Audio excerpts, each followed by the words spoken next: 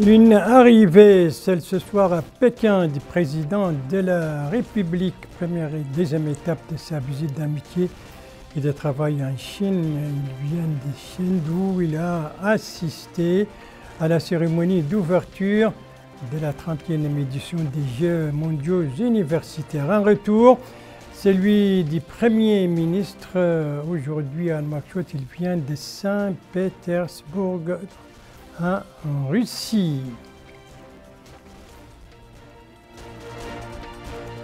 Des visites, c'est des informations effectuées par deux ministres, l'une à Nouadhibou pour le ministre des Pêches et de l'économie maritime et l'autre pour son collègue de l'hydraulique et de l'assainissement. C'était à Aljouch et c'était aujourd'hui. Voilà donc pour les principaux titres du journal. Et c'est parti, madame, mademoiselle, monsieur. Bonsoir et bienvenue à votre 22h de ce samedi 29 juillet 2023. Et pour commencer, une page diplomatique avec l'actuelle visite d'amitié de travail du président de la République, M. Mohamed Ould Cheikh El Ghazouani, en Chine populaire, sur invitation de son homologue chinois. Eh bien, les images que vous voyez en ce moment, ce sont celles de l'arrivée ce soir à Pékin du président de la République, un geste d'hospitalité, un symbole d'hospitalité, donc un bouquet de fleurs.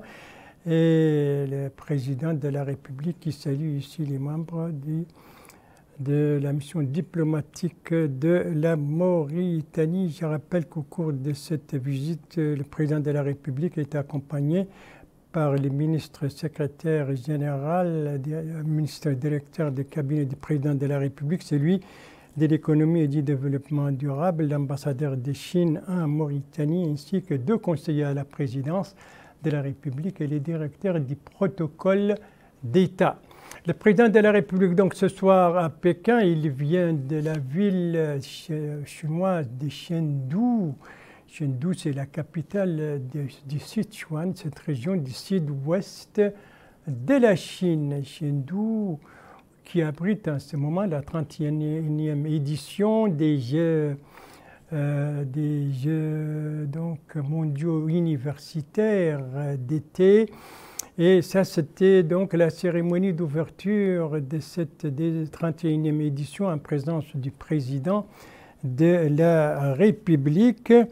Une cérémonie marquée par plusieurs présentations techniques riches en couleurs et bien sûr, il y avait aussi la présence donc de la technologie moderne. C'est une édition, la 31e, qui va se dérouler jusqu'au 8 août prochain avec participation d'environ 6500 athlètes venus de 113 pays et régions du monde. Le président de la République, donc, ce soir à Pékin, dans le cadre de sa visite d'amitié et de travail en Chine, le Premier ministre, lui, est de retour à Nouakchott. C'était aujourd'hui, et on le voit ici, il a été accueilli par le ministre de l'Intérieur et de la décentralisation, celui de la Justice, celui de la Défense nationale et la ministre secrétaire générale du gouvernement, le directeur adjoint du cabinet du Premier ministre, le Wali de Nouakchott-Ouest et la présidente du Conseil régional. Le Premier ministre était accompagné au cours de ce voyage par le ministre des Affaires étrangères, de la coopération des Mauritaniens de l'extérieur, du commerce, de l'industrie, de l'artisanat et du tourisme, de la ministre de l'Action chargée de l'action sociale de l'enfance et de la famille, faisait également partie de la délégation, bien entendu, la directrice de cabinet du Premier ministre, l'ambassadeur de Mauritanie en Russie, deux conseillers à la primature et le directeur du protocole du Premier ministère. Voilà, le Premier ministre donc revient, je le rappelle, de Saint-Pétersbourg, cette métropole russe où il a participé au deuxième sommet Russie-Afrique. Ici, En marge de ce sommet, eh bien, le Premier ministre a reçu en audience le ministre russe chargé de l'enseignement supérieur. Donc. Et là, les deux hommes ont discuté, bien entendu, des relations de coopération et du renforcement de la coopération entre les deux pays dans le domaine de l'enseignement supérieur. Autre audience pour le Premier ministre, donc en marge du sommet Russie-Afrique à Saint-Pétersbourg, l'audience qu'il a accordée au ministre tunisien des Affaires étrangères. Et c'était l'occasion pour les deux hommes de discuter du renforcement des relations de coopération mauritano-tunisienne. Et il faut dire que pour les deux audiences, eh bien, les deux audiences se sont déroulées en présence du ministre des Affaires étrangères, de la coopération et des Mauritaniens de l'extérieur, ainsi que l'ambassadeur de Mauritanie en Russie. Voilà pour cette page diplomatique donc consacrée à la visite du président de la République en Chine et au retour du Premier ministre de Saint-Pétersbourg, où il a participé, je le rappelle, au deuxième sommet Russie-Afrique et au deuxième forum économique et humanitaire également Russie-Afrique. C'était les 27 et 28 février dernier. Voilà, l'actualité parlementaire à présent, l'actualité parlementaire avec cette séance plénière de l'Assemblée nationale tenue aujourd'hui sous la présidence de son président, M. Mohamed Boumba Maguette, séance au cours de laquelle l'Assemblée nationale a adopté la proposition portant levée de l'immunité parlementaire du député Mohamed Bouye ou le Cheikh Mohamed Fadel. Ont voté pour la proposition 120 députés, alors que 6 députés ont voté contre. Et l'Assemblée précise que la levée de cette immunité se base sur l'article 50 de la Constitution et les articles 85, 86 et 87 du règlement intérieur de l'Assemblée nationale.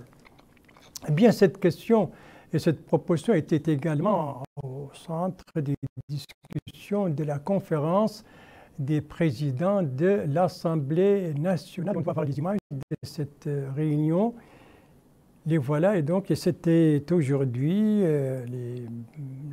cette réunion, donc la conférence, en outre, a décidé de fixer les dates des prochaines séances plénière de l'Assemblée nationale.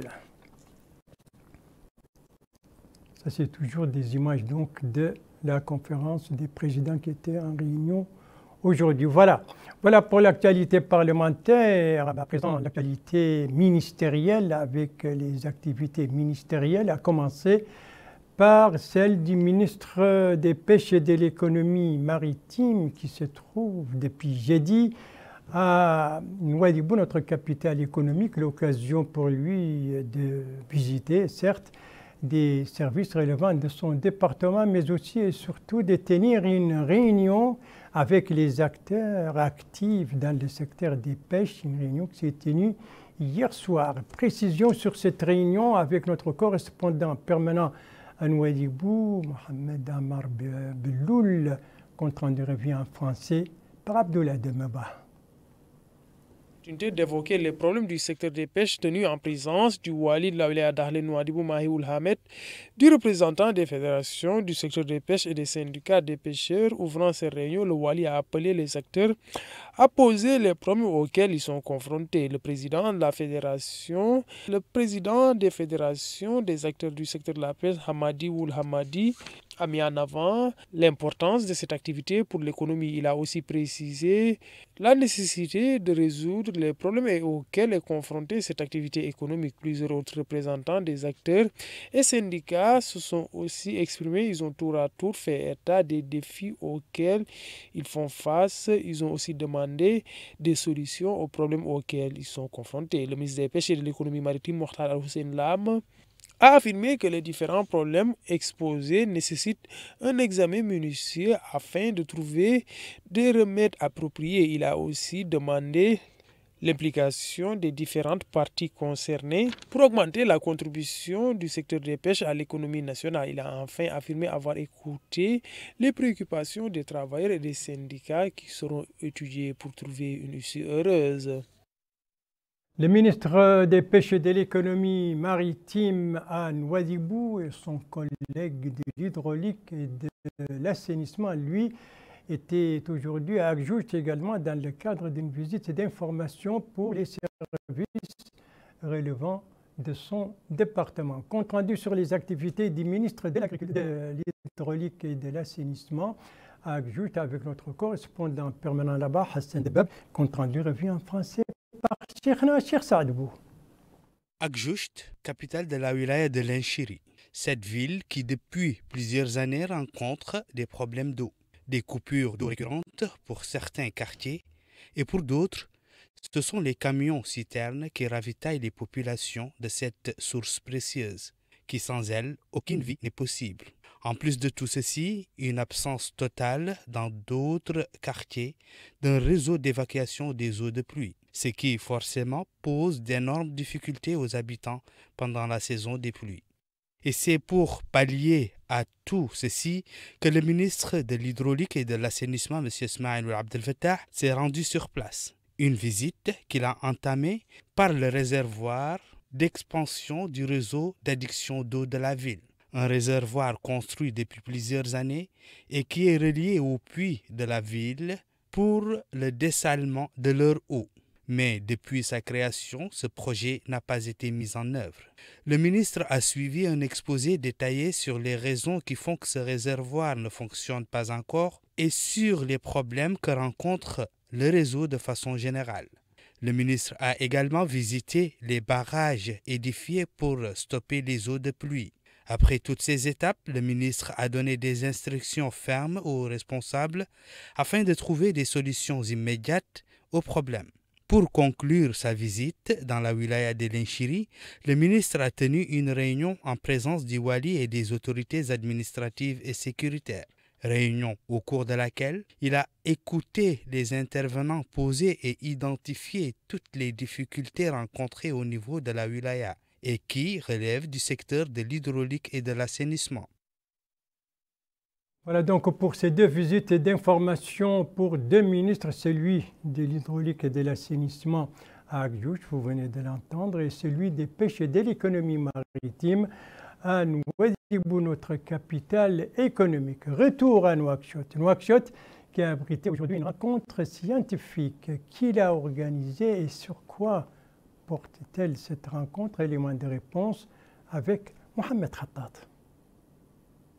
Au cours de cette rencontre d'une journée, les participants à ce colloque ont suivi plusieurs exposés et interventions en rapport avec le thème du document national de réforme et de développement de la justice en Mauritanie, son contenu et les perspectives de sa mise en œuvre. Il s'agit de discuter du contenu de ce document, tirer les leçons des réformes précédentes, améliorer la qualité et l'efficacité du système judiciaire et renforcer les droits des justiciables. L'occasion pour le conseiller technique du ministre de la Justice, secrétaire général par intérim, M. Ammar El-Qassem, d'indiquer que la mise en place d'un système judiciaire efficace et efficient est la garantie la plus importante pour la consolidation de l'état de droit. Il a rappelé que le Conseil des ministres avait approuvé, en septembre 2022, la communication du ministre de la Justice relative aux journées de concertation sur le secteur de la justice, mettant en lumière les principaux problèmes de la justice et impliquant les acteurs de la vie politique, économique et sociale dans la réflexion collective pour une nouvelle ère de justice dans le pays.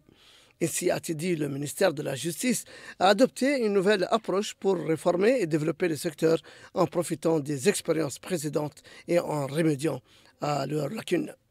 De son côté, le secrétaire général du club des magistrats mauritanien, M. Moulali Moulali, a précisé que le club a été honoré de participer à la préparation du document national pour la réforme et le développement de la justice, et cela en prenant part aux différentes commissions des ateliers des colloques et forums des États généraux de la justice. Cette rencontre couronne ses efforts pour réaffirmer l'importance de ce document et souligner la pertinence de ses recommandations, a-t-il précisé.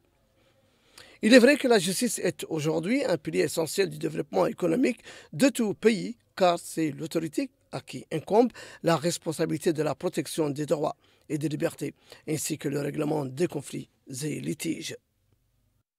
Une rencontre d'une journée, donc, rencontre scientifique organisée par le ministère de la Justice. C'était aujourd'hui à Nouakchott. Merci de suivre les JTF de Mauritanie à la suite du journal avec de la pluie, mais aussi avec des étapes au Trarza, au Gorgol et une page sportive. On commence par la pluie, surtout ici à Nouakchott. Vous voyez déjà les traces.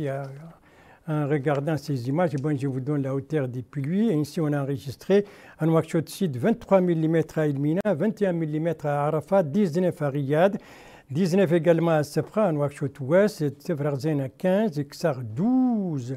Et puis Nouakchott Nord, Toujounine 15 mm, Darnaïm 15 mm et Tayaret 10 mm. Et vous voyez déjà, Nouakchott renoue avec les flaques, ce qui perturbe quelque peu la circulation.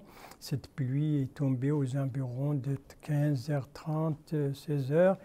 Et c'était une pluie brusque, mais en tout cas précédée d'une chaleur terrible et d'une pression surtout très forte. Venons maintenant aux pluies enregistrées cette fois, non pas aujourd'hui, mais durant les dernières 24 heures à l'intérieur cette fois du pays.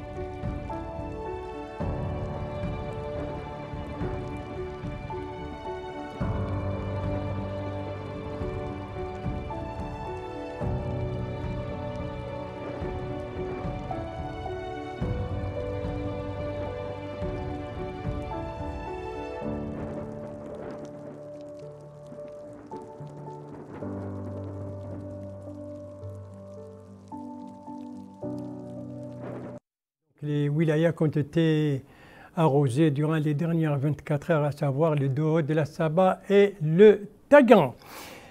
Voilà, donc l'étape de Trarza nous conduit à Rosso avec cette opération donc de nettoyage pour le canal Aftout Sahli. Pourquoi et quel objectif vise cette opération, cette campagne donc? C'est ce que nous dit notre correspondant permanent à Rosso, Ahmedou Ndama. Compte rendu revient en français par Abdoul Ademeba.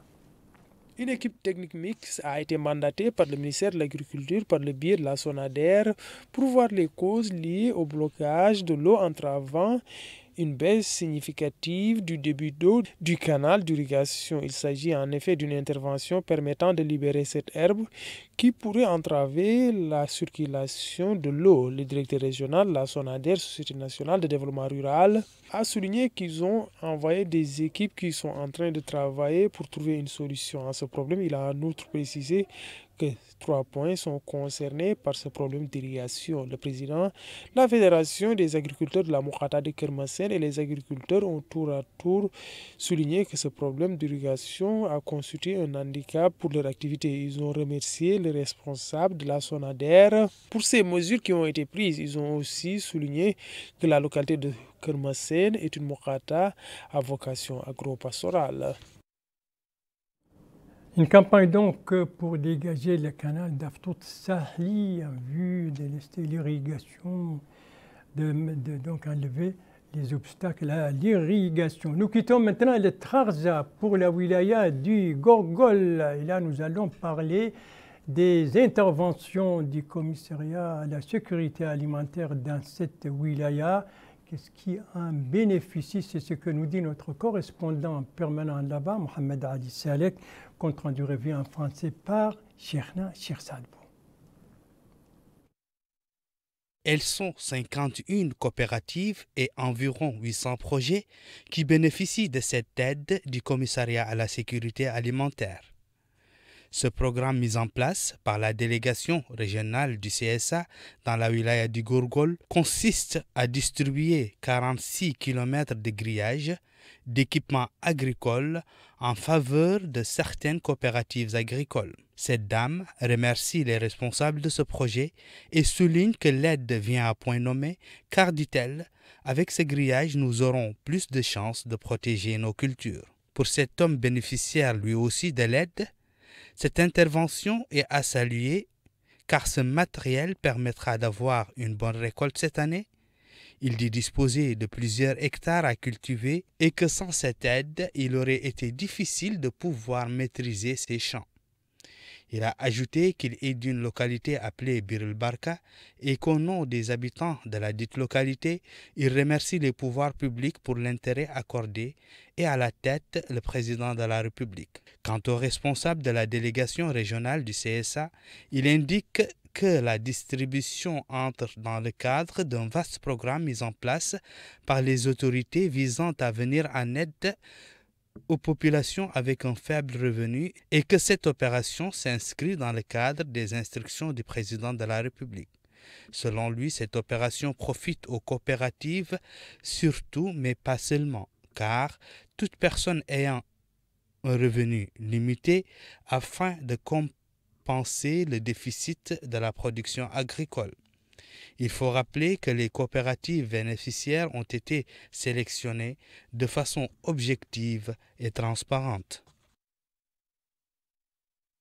Les interventions donc du CSA au profit des coopératives agricoles, notamment au niveau du Gorgol. Et pour terminer, une page sportive avec 3 disciplines. Il y a des jeux d'échecs, il y a le tennis et il y a le basketball. Et notre sportif ce soir a réussi à mettre tout cela ensemble, en commençant bien entendu par le basketball. Je veux parler d'Abdoulaye Dembaba. L'ancienne maison des jeunes a abrité le lancement de la 2e édition du tournoi universitaire de basketball. Ce tournoi est organisé par le Centre national des œuvres universitaires afin d'appuyer la pratique du sport dans le milieu universitaire. Cette compétition dure 3 jours. Au niveau du Racing Club, le tournoi de tennis des moins de 10 ans s'est tenu. Cette première édition, qui a duré 5 jours, se tient en présence des pays de la zone 2. Le comité national olympique est disponible et disposé à accompagner toutes les fédérations parce que sans les fédérations, le comité olympique n'existe pas. Et nous l'avons bien compris. Donc toutes les fédérations qui œuvrent pour le développement du sport en Mauritanie, nous les accompagnons et nous les encourageons. En particulier la fédération de tennis à sa tête, Lemine, Rajel et tous les autres qui œuvrent en tout cas pour le développement de ce sport qui existe en Mauritanie depuis très très longtemps. Malgré les difficultés, les manques de moyens, les manques d'infrastructures et tout, ils en tout cas, encouragent les enfants. Ils organisent des sessions dans les quartiers, en tout cas pour développer ce sport-là. J'ai trouvé que ce tournoi était très relevé. J'avoue que j'ai été surpris par la qualité des matchs que j'ai vus. J'ai vu des jeunes très bien déterminés et mon souhait serait aujourd'hui que ces jeunes puissent également être répertoriés sur le plan africain. À la fin, des médailles et trophées ont été remis. L'équipe malienne s'est vue décerner la médaille d'or.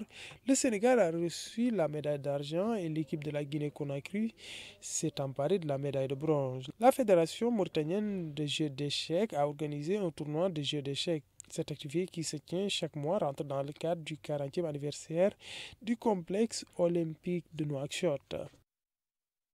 Voilà donc pour cette page sportive avec 3 disciplines, basket d'un côté, le tennis pour les moins de 12 ans et puis bien entendu les jeux d'échecs. Et c'est sur cette page sportive que s'achève ce journal. Merci à vous, Madame, Mademoiselle, Monsieur, de l'avoir suivi. Merci bien entendu aux équipes rédactionnelles et techniques qui ont participé à sa conception. Je vous en rappelle les principales informations.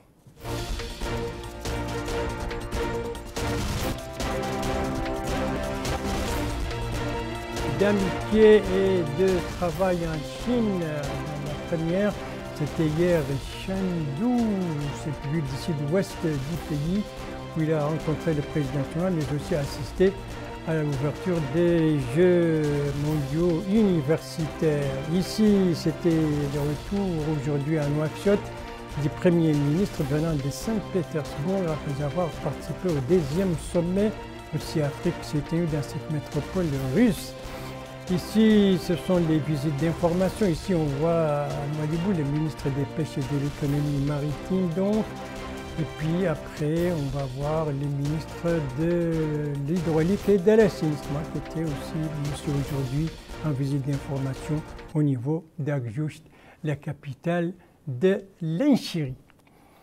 Voilà, le JTF reviendra demain à la même heure, 22h, et vous serez en compagnie d'Ndei Sow Sidi. Quant à moi, il ne me reste plus qu'à vous souhaiter une très très bonne fin de soirée, une très très bonne fin de semaine, et à vous donner rendez-vous, Inch'Allah, vendredi prochain à la même heure, 22h. Bonsoir.